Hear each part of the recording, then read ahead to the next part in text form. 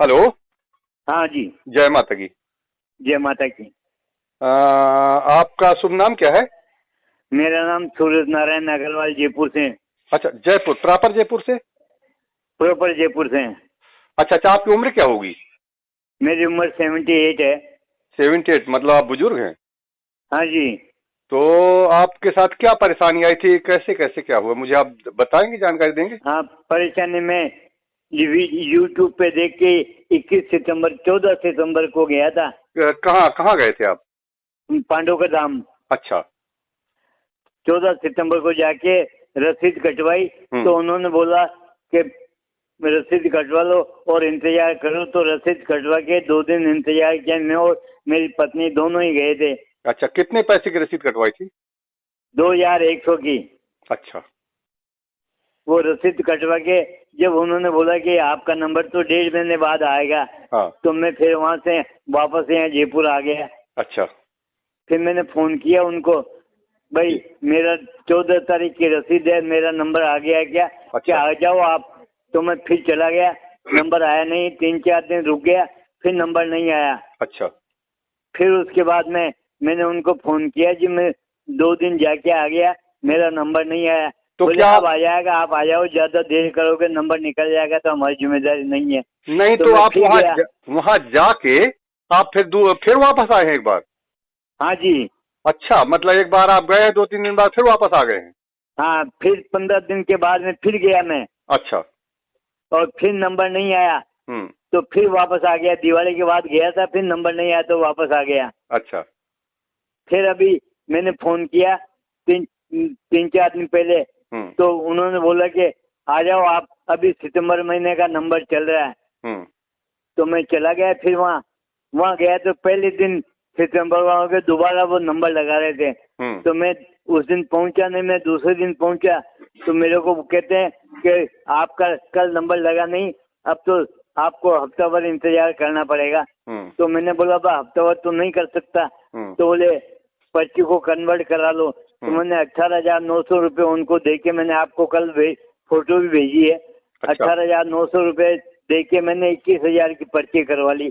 अच्छा, पहले 18,900 की। आपकी 2100 की थी? हाँ जी, हाँ जी। फिर आपने 18,000 रुपए और दिए? 18,900। 18,900? हाँ। तो फिर तो 21,900 नहीं, 18। नहीं, 21,000 हो गए। हाँ, 21,000 हो गए। तो फिर उस पे पर्ची पे लिख के दिया। हम्म। कच्ची पर्ची थे, कागज के, सादे कागज पे। तो लिख के दिया कि 10 और 11 तारीख में 2 दिन में नंबर आ जाएगा। तो 10 तारीख को मेरे को बोला कि शाम को कि आपका नंबर आ गया, आ जाओ। तो मैं गया तो वहाँ जहाँ दरबार लगता ना, वहाँ तो देखते नहीं है। अच्छा, ये 10 यहाँ। तारीख यही है नवंबर में? हाँ, अभी अभी। अच्छा, तो अभी परसों लेटेस्ट तक। बात है, तो 2 दिन पहले। हाँ, अच्छा। मैं गया था 8 तारीख को गया था, फिर वापस दिवाली के बाद जाके फिर अभी 8 तारीख को गया था। तो 8 तारीख को गया तो वो पैसे भरने के बाद में कहते हैं अब आपका नंबर आ जाएगा। तो शाम को मेरे को बुलाया। अच्छा। जहाँ दरबार लगता है ना, हाँ। वहाँ तो बुलाते नहीं है। अच्छा। और यहाँ कमरे पे जहाँ पर्ची कटती है वहीं ऊपर कमरे पे देखते हैं। तो वहाँ 4 तो बंदूकधारी रहते हैं इनके पास। अच्छा। और गेट पे और आदमी रहते हैं, वो आदमी किसी को जाने नहीं देते अंदर। अंदर जाते हैं, फिर वो बैठा देते हैं, जिनका नंबर होता है लाइन में बैठा देते हैं। फिर उसके बाद में महाराज मिलने वाले भी, कई नेता नांगड़ा भी आते हैं, नेताजी वगैरह, वो सब सिफारिश वाले पहले आते हैं। फिर वो जाके बंदूकधारी को बोलते हैं, बोले वो कान में कुछ बोलते हैं। फिर उसके बाद में वो कहते हैं बैठ जाओ यहाँ। फिर हम तो बैठे हैं पहले के, लेकिन उसके बीच में ही इनको बुला के और अंदर भेज देंगे। ऐसे करते करते 2 घंटे लगे। पानी पेशाब के लिए भी वहाँ कुछ नहीं मिलता है, पेशाब करने को भी बाथरूम नहीं है। कहते हैं वहाँ खुले जंगल में जाओ। पानी के लिए कम से कम भी 4 किलोमीटर जाना पड़ता है, 250-300 मीटर। नहीं, तो आप तो पानी की बोतल रखते होंगे ना? हाँ अजी, बोतल ले जाना नहीं देते हैं। अच्छा। बोतल ले जाना नहीं देते हैं। और वहाँ पानी के बिना आदमी परेशान हो जाता है, निकलने भी नहीं देते हैं। अंदर भी जैसे बंधक बना लिया हो ना, ऐसे बंदूकधारी बैठे रहते हैं, बंदूक बंधक बना लिए ऐसे निकलने नहीं देते हैं। फिर वो महाराज के पास में गए तो महाराज ने ऐसे तो दरबार में तो कहते हैं पहले लिख के रखते हैं, पर वहाँ जाते ही नाम पूछते हैं, क्या नाम है आपका, नाम बताया, क्या तकलीफ है, मेरी लड़की बीमार है, मैंने बोला तो उन्होंने कहा क्या नाम है लड़की का, तो मैंने नाम बताया, वो कागज पे नाम लिख लिया। मैंने बोला 2 महीने से बीमार है, कागज पे लिख के दिया।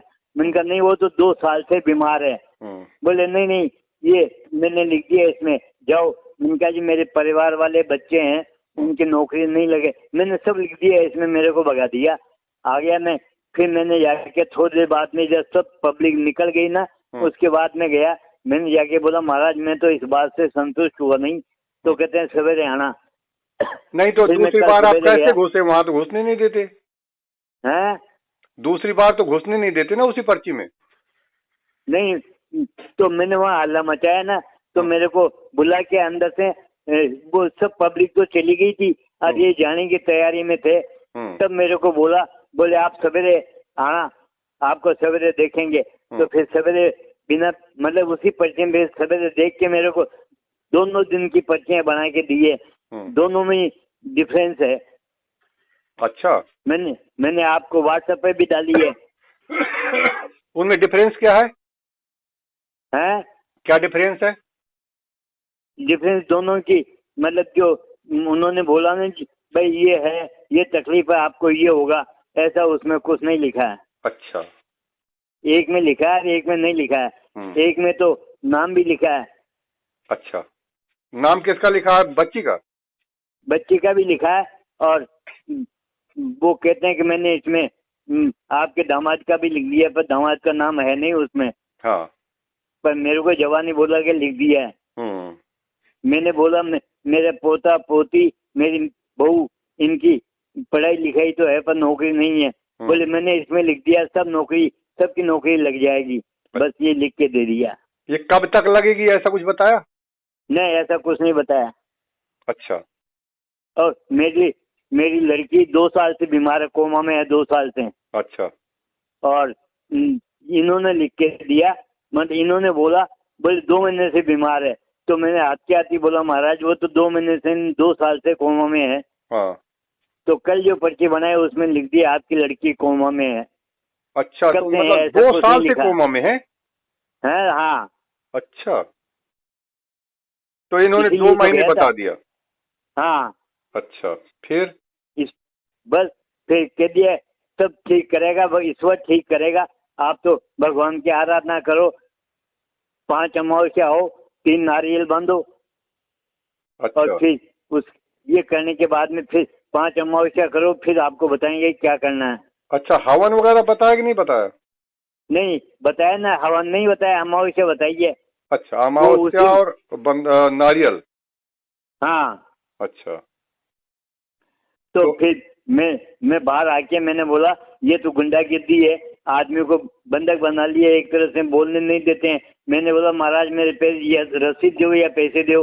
बोले कुछ नहीं है, ये बटन दबा के 2 बंदूकधारी को बुला लिया, कहते हैं इसको निकालो बाहर, ये खोपड़ा खाता है। अच्छा, वो मेरे को बाहों से उठा के और बाहर में जीने में बैठा के चले गए। अच्छा, तो मतलब आपने रसीद मांगी कि पक्की रसीद दो भाई, पैसे दिए जब? हाँ, तो नहीं देंगे। अच्छा, नहीं देंगे, तो कच्ची में उन्होंने लिख दिया है कि जैसे प्रमाण ना कोई बने। हाँ, प्रमाण कुछ है नहीं, प्रमाण तो ये कच्ची पर्ची पे उनके नीचे एक सोनू महाराज बैठते हैं, उन्होंने कच्ची पर्ची के ऊपर लिख के दिया। तो मैं उनके पास भी गया, उनका महाराज मेरे को ऐसी पर्ची दूसरी बना दो। वो पर्ची तो गुरुजी ने रख ली कि नहीं दूसरी नहीं बनती है, बस वो गुरुजी के पास ही जाओ। तो मैं गुरुजी के पास आया, उनका गुरुजी इसकी रसीद दो, कि बोले कुछ नहीं रसीद मिले, भाग यहाँ से। अच्छा, मतलब रसीद मांगा आपने तो उसमें उन्होंने डांट दिया? हाँ। अरे ये तो गलत बात है, वो आप तो इतने बुजुर्ग हैं, इसके बाद ऐसे कैसे वो डांट सकते हैं? हाँ, फिर मैंने उनको बोला अगर आप नहीं दोगे तो मैं अनशन पे बैठ जाऊंगा। हाँ। तो बोले कहीं भी बैठ जाए तू, भगना यहाँ से। अच्छा, मतलब किसी भी तरह का आप सपोर्ट नहीं किए और उस काम से संबंधित आपको प्रॉपर वे में सही जानकारी जवाब नहीं मिला। और पब्लिक भी ऐसी है जी, पब्लिक भी कोई, मैं वहाँ रेडियो की तरह से मेरी तो आवाज तो तेज है, अभी आप महसूस कर रहे होंगे जी। तो मैं तो रेडियो की तरह से चिल्ला चिल्ला के बोलता हूँ, लेकिन कोई पब्लिक वाले भी ऐसे नहीं है। मैं कहता हूँ ये लूटते हैं भोली वाली पब्लिक को, तो पब्लिक भी ये नहीं है कि हाँ लो हम आपके साथ चलते हैं, क्यों नहीं रसीद देंगे, रसीद तो देनी चाहिए। मतलब कुल मिला के उन्होंने आपसे 21,000 ले लिए और आपने 2-4 बार गए तो उसमें भी कुछ पैसे लग गए होंगे, 1-2 बार गए है ना? लगते ही है 1500 रुपए तो ऊपर कमरा, 2 बार मेरी पत्नी के साथ गया जब तो 1500 का कमरा देते हैं, उसकी भी कोई रसीद नहीं देते हैं। अच्छा, केवल पैसे लिए जाते हैं, रसीद नहीं दिए जाते। अब खाने का क्या व्यवस्था है? हैं? खाने की तो वहाँ भंडारा लगता है, उसमें खाओ। वो तो हम भंडारे में तो खाते नहीं है, क्योंकि वहाँ हमको दे नहीं सकते, तो उनका खाएं क्यों हम? सवेरे शाम भंडारा चलता है, कुछ नहीं, चावल दाल तो सवेरे देते हैं, पत्तल में डाल देते हैं, जैसे भिखारी को डालते हैं ना, ऐसे पत्तल में डाल देते हैं, बिना चम्मच के हाथ से सबर के खाते रहो। आधे कपड़े पे गिरेगी, आधी जमीन पे गिरेगी, जमीन पे गिर जाएगी तो बोलेंगे ए इधर आ, तू खाया क्या यहाँ? बोले हाँ, तो साफ कर इसको। अच्छा, ये कितने बजे से भंडारा चलता है? कितने बजे से कितने बजे तक? भंडारा तो सवेरे 10 बजे शुरू होता है, तो 12-1 बजे तक रहता है। अच्छा, और शाम को? शाम को 5 बजे 6 बजे शुरू होता है। अभी तो 6 बजे शुरू होने लगे, तो 6 बजे से लेके फिर जब तक आदमी आते रहते हैं, खाते रहते हैं। अच्छा, मतलब भंडारा प्रॉपर चलता है, पर सुबह दाल चावल और शाम को पूरी सब्जी, आलू की सब्जी, आलू की बोरियां मंगा के रखते हैं, 10-20 बोरी, तो बस उसी को उबाल के, पहले का बच गया तो आज का आलू बच गया, दूसरे दिन सवेरे मिला के दे देंगे। अच्छा, ऐसा भी करते हैं? हाँ। तो ये तो आपके साथ बहुत ज्यादा ज्यादती हुई है, नाइंसाफी है। बहुत हुई है, क्या करें साहब। अब मैं तो वहाँ हर आदमी को बोल के आया, मन का मेरे जैसे अगर 4 आदमी मिले तो इनको बता दूं, एक दूसरे दिन दरवाजा लगाना भूल जाएंगे, पर कोई साथ देने वाला नहीं है। जी। तो आप अगर पैसे कम पड़ जाते हैं तो किसी से ले भी नहीं सकते। हाँ, कोई देगा, क्यों देगा? बिल्कुल सही बात कह रहे हैं। और ये ऐसा है कि आपके साथ सचमुच में गलत हुआ है और लोगों के साथ गलत हो भी रहा है। हाँ, इसी तरह से लोगों से हो रहा है साहब जी, लोगों से पैसे लेके और उन्हें कोई भी कुछ सही जानकारी नहीं दी जाती। उनके कार्य भी प्रॉपर कैसे होंगे जब सही जानकारी तक नहीं दी जाती है? देखो, एक गद्दा लेते हैं ना सोने के लिए, तो 100 रुपए लेते हैं उस गद्दे के, 500 रुपए तो जमा कराओ, 100 रुपए का गद्दे का किराया है रोज का, और फिर वो उसको 2 दिन बाद जमा कराने जाओगे तो आपको पहले के 500 में से 200 रुपए काट के 300 दे देंगे। और वो किराया, वो गद्दे भी ऐसे हैं जिसको पकड़ के झाड़ू ना तो कम से कम 1 किलो मिट्टी निकल जाएगी। अच्छा, गंदे रहते हैं, बहुत गंदे। ये तो और गलत बात है भाई, पैसे ले रहे हैं तो साफ सुथरा देना चाहिए। ऊपर एक कमरा देते 500 रुपए का, जिसमें लेट्रिन बाथरूम नहीं है, वो 500 मीटर आगे जाके लेट्रिन बाथरूम है कॉमन। तो वो इन्हीं का है कि गांव वालों का? नहीं, इनका है। अच्छा, जहाँ महाराज देखते हैं ना ऊपर, उसी पे कमरे हैं। 500 रुपए रोज लेते हैं, 1500 भी लेते हैं, जिसमें एसी लेट्रिन बाथरूम सब है, और 500 रुपए वाले में कोई भी सुविधा नहीं है। पानी का नल भी नहीं है। वो आदमी सब बाहर जाओ। अच्छा, तो और नीचे बरामदे में जहाँ टिकट टोकन करता है ना, वहाँ पे हम तो फिर हमको ये कह दिया कि आपका नंबर निकल जाएगा अनाउंसमेंट के बाद में, तो हमारी जिम्मेदारी नहीं है, तो आप तो यहीं बैठ जाओ। तो जहाँ टोकन काटने में तो वहीं जमीन पे मेरी चादर बिछा के 2 दिन बैठ गया। अच्छा, ये तो बहुत ज्यादा गलत हुआ है। और ऐसा है कि हम क्या कर रहे हैं कि आपकी वीडियो बना के हम YouTube में लोड करेंगे, आपकी सहमति है? हाँ जी, बिल्कुल सहमति है। जी, जिससे आपकी सहमति मिल गई तो हम इस वीडियो को डाल रहे हैं। और आप अंतिम में मुझे समाज को क्या मैसेज देना चाहें, आप बोलना चाहें तो बोल दें। मैं कहता हूँ कि कोई भी आदमी वहाँ जाने की कोशिश नहीं करे, क्योंकि पर्चियां जैसे बनाई है ना, मैंने स्वयं देखा है कि किस तरह से पर्ची बनाते हैं। ये सब नाटक है जो दरबार में दिखाते हैं ना, पहले नाम लिखते हैं और बता देते हैं। वो 5 मिनट का टाइम लेंगे, बोले देखो सामने देखो, अपनी फोटो लगा रखी है, सामने देखो, मुंह उल्टा करवा देंगे और उधर देख के फिर क्या क्या पहले पूछ लेंगे सब बात, और फिर उसमें पर्चे में लिख के कह देंगे ये लो जाओ, तुम्हारा हो गया डाटा खत्म। अच्छा, डाटा खत्म हो गया। हाँ तो ठीक है, मैं आपकी वीडियो डाल रहा हूँ। मुझे आप जो अपनी एक फोटो तो आपने भेज दिया है क्या? भेज दिया। और ये रसीदें जो मिली होंगी वो, और कच्ची वो भी रसीदें? सब भेज दिया आपको। अच्छा, सब भेज दिया है मुझे। हाँ तो ठीक है, मैं इसको वीडियो बना के डाल रहा हूँ और आपका मैसेज भी समाज तक पहुंचाने की कोशिश कर रहा हूँ और इन लोगों तक भी पहुंचाने की कोशिश कर रहे हैं हाँ कि जिससे जो ये तो काम के नाम से पैसे ले रहे हैं तो काम कर दें, और अगर काम नहीं कर सकते हैं तो पैसे वापस करें। नहीं, एक बात बताओ, गवर्नमेंट की कोई पाबंदी नहीं क्या इन पे? गवर्नमेंट की पाबंदी बिल्कुल होती तो जरूर, ऐसा नहीं होता। और शासन प्रशासन से भी हम लोग आग्रह करेंगे कि वो अपने संज्ञान में ले और यहाँ पर जिस तरह की लुटाई चल रही है उसकी जांच करवाएं।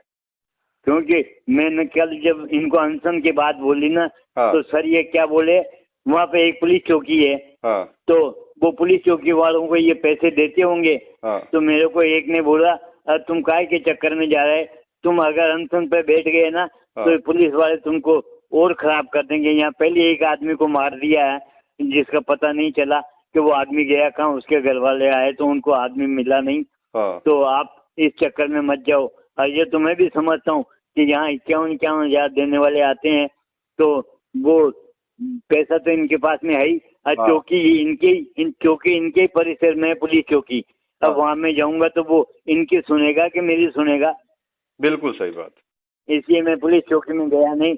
लेकिन मेरा ये निवेदन है कि गवर्नमेंट की तरफ से भी आप ये वीडियो बनाओ ना, तो आप गवर्नमेंट चैनल वाले कोई भी, जैसे इतने चैनल आते हैं और खबरें तो सारी टीवी के चैनल पे आती है, ये खबर क्यों नहीं चैनल पे आती है? ये यूट्यूब पे क्यों आती है, टीवी चैनल पे क्यों नहीं आती है? आज तक पे या और किसी पे क्यों नहीं आती है? हम सभी तक पहुंचाने की कोशिश करेंगे और सब लोगों से बात रखेंगे, आग्रह करेंगे कि वो इसको वीडियो को सब तक पहुंचाएं। हम ऐसे ही कोशिश करेंगे। हाँ, क्योंकि अगर चैनल वाले वहां जाके 2 रिपोर्टर भी जाके खड़े हो जाए ना, तो इनके सिट्टी पिट्टी गुम हो जाए। बिल्कुल, आप जो कह रहे हैं हम बिल्कुल बात पहुंचाएंगे और आपका मैसेज भी पहुंचाएंगे।